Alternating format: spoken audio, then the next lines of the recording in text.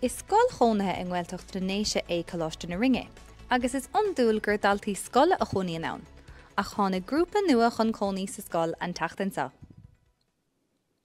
Seo snowball an cruinnín, bhfuair mar dí ané agus tá trí cruinnín eile agan agus tá siad go nGaeltacht.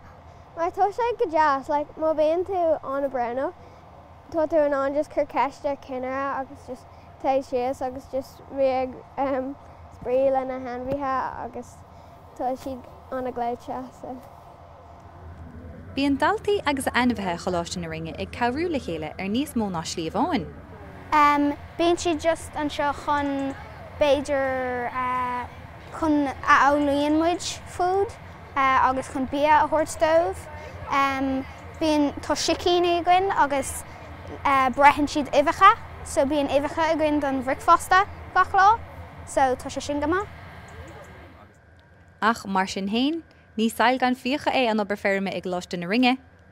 Uair amháin chur Harry a líthróid sa pen agus bhí an gabhar ag spríoló, agus ní fuair sé an líthróid ar as gur trí lá.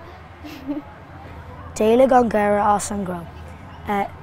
Bhí si ag rith ar an Choláiste. Bhí gach páistí ag gcóire.